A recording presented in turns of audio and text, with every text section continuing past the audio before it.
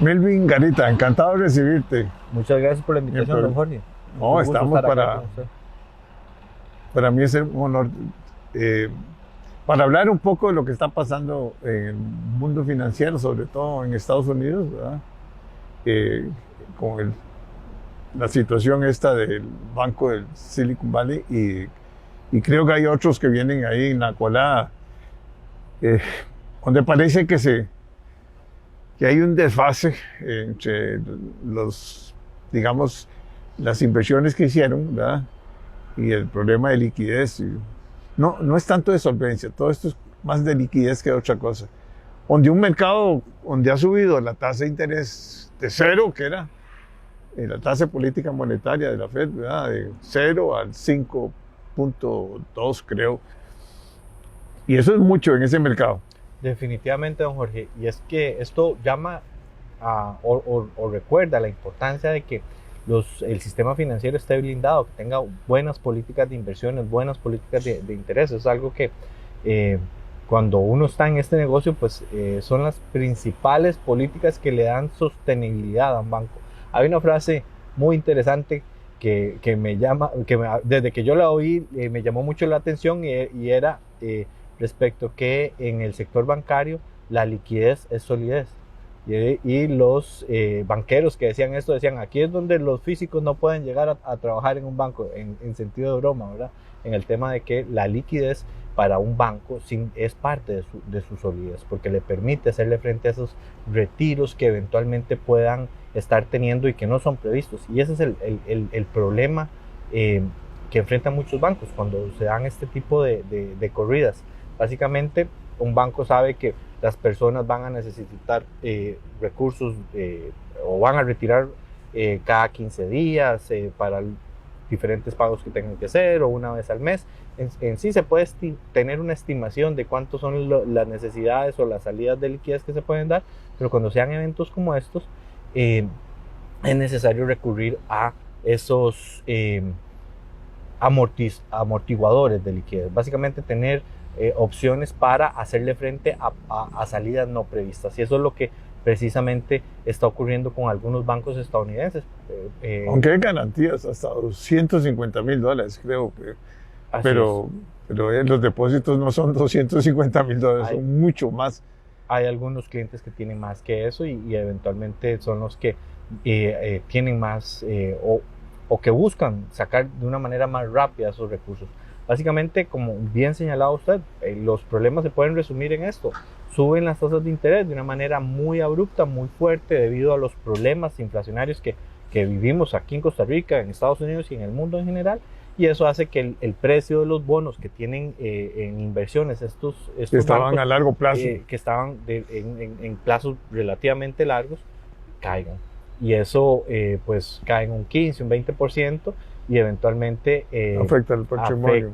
Exactamente, afecta la... Bien, porque uno tiene que salir a liquidar lo que tiene para pagarle a los depósitos. Exactamente, y a raíz de esta dinámica, parte de las medidas que se han tomado es que los bancos no tengan que salir a venderlos, no tengan que salir a realizar esas pérdidas y que den esos bonos en garantía al Banco Central estadounidense, y el Banco Central les da un porcentaje importante del valor del mercado para que no tengan que venderlos y puedan tener esa liquidez. Eso es parte de algunas de las medidas que se han venido tomando para estabilizar el mercado.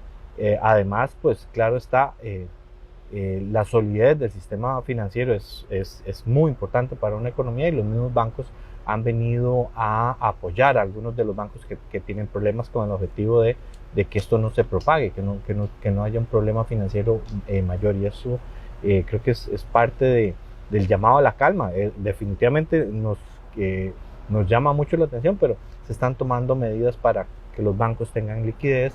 Los mismos bancos están ayudando a sus contrapartes porque en sí el sistema del libre comienza el susto, como dicen. Así es. Porque entonces sí, se hace una situación muy grande. Se puede ser un problema ya sistémico, y en un problema sistémico pues definitivamente se complica más. Y hay que recordarle a todos los que nos ven y escuchan que el sistema financiero juega un papel fundamental en una Es sociedad. la sangre de la economía. Exactamente. Dios libre se enferme, ¿verdad? Eso es, a través del proceso permiten o facilitan la inversión de las personas y las empresas.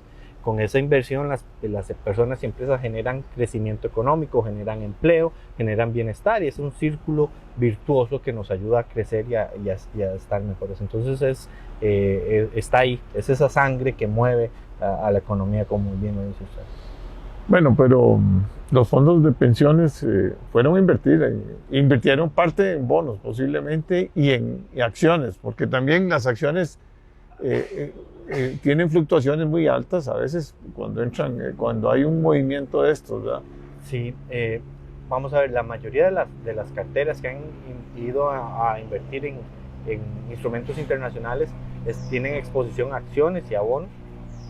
Desgraciadamente el año pasado, el 2022, es un año tan poco común, tan atípico, que se cayeron las acciones y se cayeron los bonos del tesoro, que son los bonos más seguros, y los bonos grado de inversión en general, los bonos más seguros del mundo, se cayeron junto con las acciones. Ese tipo de cosas en los últimos 100 años ha ocurrido 3 veces. Entonces tenemos que tener claro que definitivamente en las últimas décadas hemos estado viendo eventos muy atípicos, desgraciadamente. Bueno, lo vimos en el 2008, la pandemia. Y ahora la revaluación del colón, eso también afecta, ¿no? Sí, claro. Pero afecta en dólares, no, porque en dólares el patrimonio quedó igual, pero para muchos esto ha sido también dramático, ¿verdad? Bien, digamos, si hablas de colones, ¿verdad? Ajá. Sí. En general, vamos a ver, lo que vivimos con los fondos de pensiones el año anterior, este año es más de buscar esa calma y de empezar ya a ver los bonos y las acciones teniendo rendimientos muy interesantes. Hay bonos de grado de inversión que están rindiendo 5%, 4%, que eran tasas que no se veían hace mucho, y bonos especulativos que están rindiendo 6, 7, 8%. Eso genera oportunidades de inversión y que permiten que los fondos vuelvan a crecer. De ahora en adelante empiecen a recuperar parte de esas pérdidas que tuvieron. Bueno, pero si el Banco Central ajusta la tasa política monetaria a la baja, que es lo lógico, porque ya la inflación viene reduciéndose.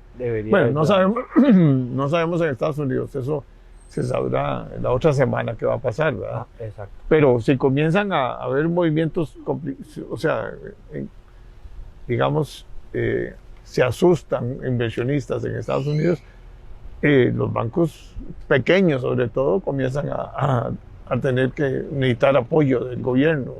Así es. O del fondo de apoyo, digamos, a las... Que ha implementado el Banco Central estadounidense, la Reserva Federal. La Reserva Federal. Conocemos como Reserva.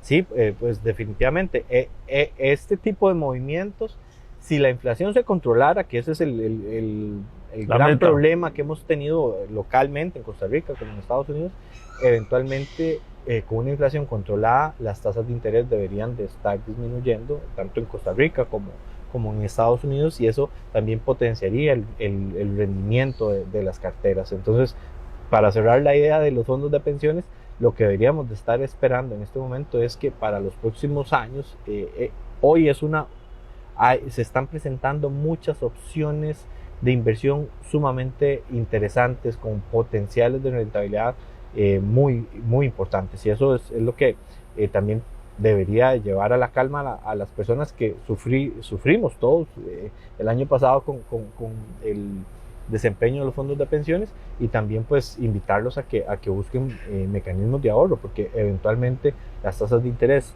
y los potenciales rendimientos de las acciones que se están dando en este momento, pues tendríamos que esperar muchos años más para volver a ver una situación similar, siempre y cuando no este problema de quiebras de algunos bancos regionales no se haga sistémico, como que era lo que hablábamos anteriormente, ¿verdad? Bueno, pero imagínate si esto tiene efectos también en Europa, ¿verdad? O sea, está el Swiss Bank también ahí en problemas también de liquidez momentánea. Ya tuvo que llegar el Banco Nacional de Suiza a ver cómo lo apoyaba. En fin, esto es... habrán otros bancos también con problemitas, ¿verdad? Sí, hay hay una frase en economía y en finanzas, y es que siempre que hay un proceso de tasas de interés al alza, y tan fuerte, tan marcado como el que vimos, algo en corto plazo. Algo se rompe. Y en este caso estamos viendo que algunos bancos pequeños, regionales y otros internacionales están teniendo problemas de liquidez. El tema, y como lo mencionábamos hace un momento, es que las acciones que están tomando los bancos centrales, tanto en Estados Unidos, en Europa, en Suiza, como lo decía usted hace un momento, están inyectándole esa liquidez necesaria para estabilizar el sistema. Hemos aprendido mucho. En el 2008 y 2009 fue una cosa muy difícil. Hay un chiste que a mí me llama mucho la atención, y es que el señor que era presidente de la Reserva Federal en aquel momento se llama Ben Bernanke, era uno de los padres de las metas de inflación, que es básicamente cómo los bancos centrales deben de actuar para que la inflación sea baja, estable y positiva, y que le facilite el cálculo económico a las personas, a los empresarios, para hacer sus números, de que los precios son relativamente estables y puedo hacer negocios, puedo adelantar mis compras y hacer mis números, digamos, mi cálculo, todos mis cálculos. Ese señor era el padre de las metas de inflación y enfrentó un problema tan grande en el 2008 que tuvo que quitar uno de sus libros que eran metas de inflación y poner otro que era ensayos de la Gran Depresión. Él por dicha, también era un gran estudioso de lo que había vivido la humanidad en 1930 y implementó todo ese conocimiento en el 2008. Y ese conocimiento... sí, pero esa crisis fue muy fuerte. Muy fuerte, porque realmente los bancos no tenían garantías. Ahí Lehman Brothers se fue prácticamente, y tuvieron que también intervenir muchas empresas privadas y capitalizarlas, y el gobierno prácticamente... Bueno, pero todo eso ha venido generando conocimiento para aplicarlo en estos momentos de estrés, que eso es lo que nos... Y ahora la reacción de Biden, el presidente Biden, fue rápida, o sea, decir, no, miren, no se preocupen, todos los depósitos van a quedar garantizados. A eso quería. Vamos a ver, después del 2008 y ese ensayo en caliente que se tuvo que hacer, ya se ha recopilado todavía mejor información de la necesidad... De la importancia de actuar rápidamente. Y de dar estas facilidades de liquidez para que las personas estén más tranquilas respecto a la evolución de los bancos, dado esa importancia que tienen en la economía, como mencionamos. ¿Aquí hay capacidad de reaccionar rápidamente? Sí, vamos a ver, el sistema financiero costarricense es muy robusto. Hay algunos estándares internacionales que aquí se han venido implementando en los últimos años.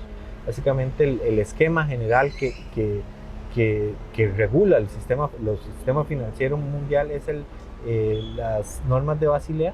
Nosotros se han venido implementando en el país con éxito en las últimas décadas, y eso nos da una tranquilidad de que desde el punto de vista de gestión de riesgos, de la gestión comercial de los bancos, se hace de una manera muy prudente, y eso nos muy conservador, estar tranquilos al respecto. Y obviamente tenemos al Banco Central, que si empieza a haber algún problema de liquidez, pues actuaría también de una manera rápida, como lo ha hecho en el pasado. Bueno, ahora mucha gente esperaba que redujera un poquito más la tasa de política monetaria, porque la inflación viene bajando fuertemente, y la gente está en problemas. Ahora es la empresa privada los que están en problemas de liquidez, ¿verdad? No es los bancos, pero eso afecta a todos, ¿verdad? Yo en algunos momentos de mi vida he dado clases de teoría monetaria en la Universidad de Costa Rica, y recordando parte de esas clases, hay una frase que yo siempre trato de transmitir, y es que la inflación es un fenómeno inestable. O sea, que es algo que se está comportando bien, pero puede venir algo que revienta. Exactamente. Y parte de la prudencia del Banco Central se podría enmarcar en ese concepto, en que voy a esperar a que la inflación se consolide más cerca del 3% antes de ser más contundente. ¿Por qué? Porque en la historia económica mundial, no solo la costarricense, hay muchos eventos donde los bancos centrales se han adelantado, se han precipitado a empezar a un periodo como el actual, a disminuir las tasas muy rápido, y eso es como otra echarle vez un poquito revienta. de combustible Lo- a la inflación. Lo que pasa es que hey, aquí es dos fenómenos. Uno es, eh, lógicamente, aumentar la tasa política monetaria para aumentar los encajes, pero ya no se puede subir más del 15, ¿verdad? Pero hey, la masa de dólares que llegó al mercado es muy grande para mí el Banco Central no actuó rápidamente. Actuaba rápidamente cuando iba subiendo y ahora cuando ¿cómo se llama? Comenzó el dólar que, que salía por todos lados, ¿verdad? Y que tampoco tiene mucho, no se sabe su origen total, ¿verdad? Aquí hay algo Sí. algo que sí es preocupante, pero hay que congelar ese exceso de dólares, porque si no, la economía sufre, y sufre el empresario, el que está, que vendió, tiene contratos en dólares, y que son la mayoría, y van a recibir menos y tienen que pagar un montón de Sí. toda la planilla y todo. Costa Rica, don Jorge, tiene una característica que teóricamente se le llama, bueno, que para definirlo en términos sencillos más bien es miedo a flotar. Y es que somos una economía integrada al resto del mundo, tanto desde el punto de vista financiero, de venta de bienes, venta de servicios, que son muy fuertes en Costa Rica. ¿Y qué es lo que ocurre? Bueno, nos duele mucho cuando el tipo de cambio aumenta de una manera significativa y también nos duele mucho cuando el tipo de cambio disminuye. Por las razones que estábamos mencionando hace un momento. Hay un alto porcentaje de importaciones para el diario vivir nuestro, pero también dependemos de nuestras exportaciones para consumir y para generar riqueza. Costa Rica tiene esas condiciones de ser una economía No, con miedo a economía flotar. abierta, pequeña, Exactamente. exportamos Yo 15.000 digo millones. diminuta, don Jorge, porque Diminuta. cuando uno estudia economía, dicen economías grandes y pequeñas, pero economías pequeñas son como la de México o como la de Brasil, que es un monstruo comparado al tamaño nuestro, ¿verdad? Entonces nosotros una economía todavía De 65.000, 60.000 millones de dólares. O sea, Así es. este banco es 4 o 5 veces más grande que todo el PIB de Costa Rica. ¿va? Así es. Y es parte. Pero bueno, el Banco Central, sin entrar a justificarlo, ha comprado poco más de 1.000 millones en el mercado cambiario. Pero había perdido. Y había perdido 1.000 y pico. 230. No, en términos netos, en todo el 2020, lo que llamamos del 2020, perdón, todo el 2022, lo que llamamos del 2023, a mediados del año 2022 vendió poco más de 200 millones de dólares para estabilizar el aumento que había tenido el tipo de cambio en aquel momento por el encarecimiento de las materias primas. Pero pidió 1.000. Sí, pero aquí estamos Claro. contemplando Bueno, únicamente solo en el mercado cambiario. Solo mercado cambiario. Entonces ahí, en términos netos, en todo el 2022 y lo que llevamos, 2 meses y medio, digamos, del 2023, ha comprado un poco más de 1.000 millones, más los 1.000 millones del FLAR. Entonces ahí es donde están los 2.000 millones que se han venido señalando. Bueno, pero es un tema. Pero hay que cancelar esos 1.000 millones de FLAR. Estamos pagando intereses. Se podrían pagar con los 1.000 millones que ha cobrado. Y eso recoges dólares y a lo que quería... y estabilizar. Es que lo que más le preocupa a un empresario es no tener estabilidad. O sea, si vas haciendo cambios muy pequeños, ¿verdad? Digamos, como era el cuento de las mini devaluaciones, o sea, pero es que ahora hay una revaluación en cuestión de 6 meses de un 15, un 18%. Eso no puede el sector privado absorberlo, ¿verdad? Ese es el punto que estaba queriendo resaltar yo. Nos duele muchísimo por las importaciones que hacemos cuando el tipo de cambio se deprecia, pero también nos duele igual cuando el tipo de cambio cae. Y por eso es que cuando hablamos de competitividad y lo que necesita un país para crecer y generar riqueza y que seamos más prósperos en términos generales, se habla de 2 pilares que tienen que ver con el gobierno. Uno es la estabilidad fiscal, que hayan finanzas públicas que no pongan a correr a la gente porque no saben si el gobierno va a entrar en problemas o no, y estabilidad monetaria definida como inflaciones bajas, tipos de cambio relativamente más estables, y eso es forma parte de esa estabilidad que le permite a la gente planificar mejor, tomar decisiones. Y que eso genera, si el sector privado tiene estabilidad, va creciendo, aunque no tal vez a los ritmos que uno quisiera, ¿va? Pero la inversión también crece y el país le da más confianza porque las calificadoras ven una estabilidad importante, tanto fiscal como monetaria, ¿va? Sí.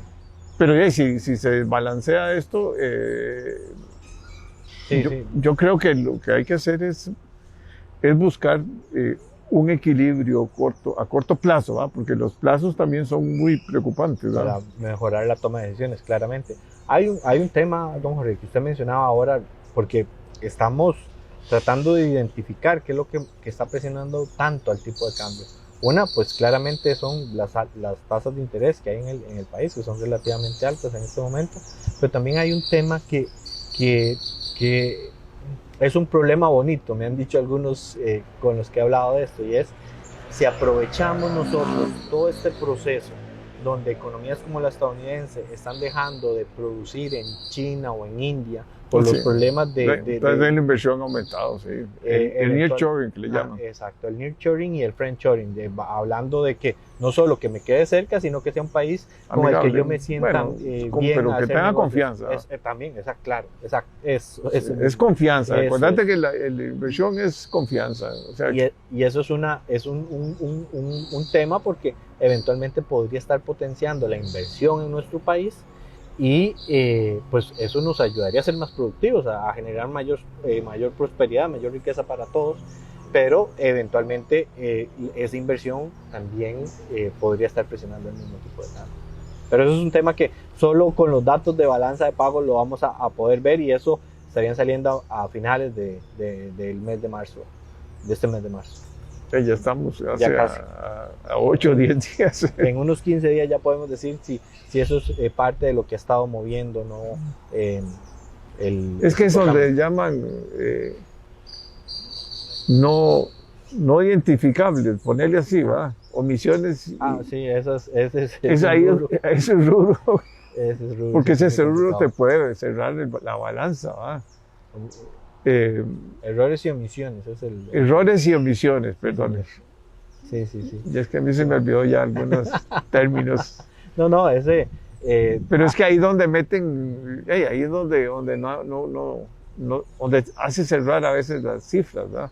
Claro, exactamente. Ese es el que termina... Ese es como donde va el basurero, ahí donde comienzan a ver qué hacen. Así es. ¿De qué era? No, va para abajo.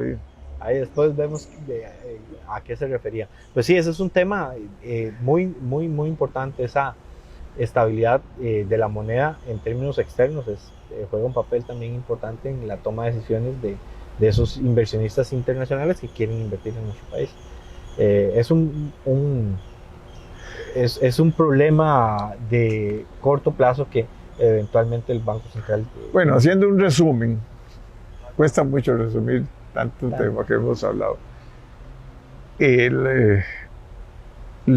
Esta situación financiera, o sea, de los bancos, del sistema financiero de Estados Unidos, ellos tienen ahora una serie de medidas y después del 2008 se tomaron decisiones fuertes, ¿verdad? Igual Costa Rica tiene una subjefa que se preocupa mucho por la estabilidad, por la seguridad, por la solvencia, por la liquidez de los bancos, en fin. Hay hasta fondos de garantía también para los depositantes, ¿verdad? Y yo creo que aquí tenemos un sistema financiero muy sólido, ¿verdad? Y gracias también a medidas internacionales y muy estrictas, ¿verdad? Y